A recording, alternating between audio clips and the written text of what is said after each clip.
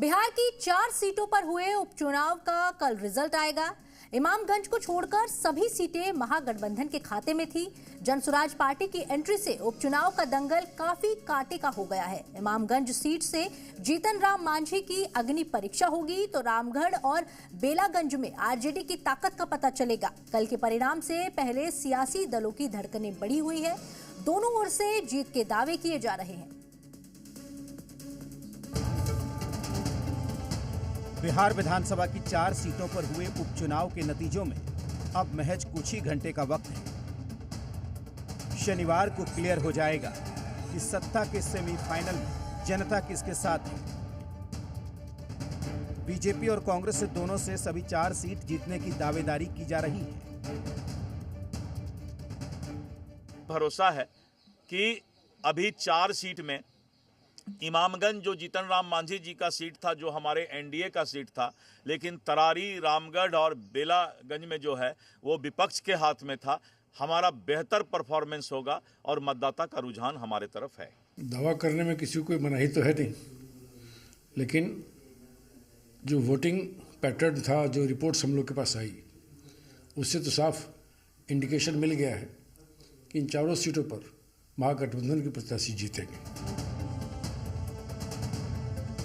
बिहार में हुए 4 सीट पर उपचुनाव में इमामगंज को छोड़कर सभी सीट महागठबंधन के पास थी। अब रिजल्ट की घड़ी नजदीक आ रही है। दावेदारी दोनों तरफ से बराबर हो रही है। बिहार में मेरे समझ से चारों का चारों सीट एनडीए के पक्ष में जाना चाहिए। 2 के बारे में तो हम गया के बारे में कह रहे हैं। गया का दोनों सीट एनडीए के पक्ष में जा रहा है। अब तो कल ही उसका चुनाव का आ रहा है परिणाम, पता चल जाएगा। हम 4 सीट लड़ रहे हैं, महागठबंधन लड़ रही है और 4 सीट हम चुनाव जीत रहे हैं। हालांकि बिहार सरकार के मंत्रियों का ये दावा है कि उपचुनाव में एनडीए बाजी मारेगी। बिहार में 4 सीट हम लोग जीतेंगे, जिसमें 1 सीट हम पार्टी का था और 3 आरजेडी और माले का। और इसमें हम लोग को 1 पर हम लोग जदयू लड़ रहे हैं, वो भी सीट हम लोग जीत रहे हैं। भारतीय जनता पार्टी जो लड़ेगी वो भी जीतेंगे और हम पार्टी जो लड़ रही है, सब सीट पर हम लोग चुनाव 4 का 4 सीट हम लोग जीतेंगे और भारी अंतर से जीतने जा रहे हैं। कि रामगढ़ विधानसभा में बीजेपी का कमल ही खिलेगा। एनडीए गठबंधन के प्रत्याशी आदरणीय अशोक कुमार सिंह ही जीतेंगे। और वहां जो 30-40 साल का लाठी डंडे वाली जो सरकार थी, जो कभी रामगढ़ का विकास, संपूर्ण विकास नहीं कर पाई, रामगढ़ के लोगों ने तो बहुत मौका दिया।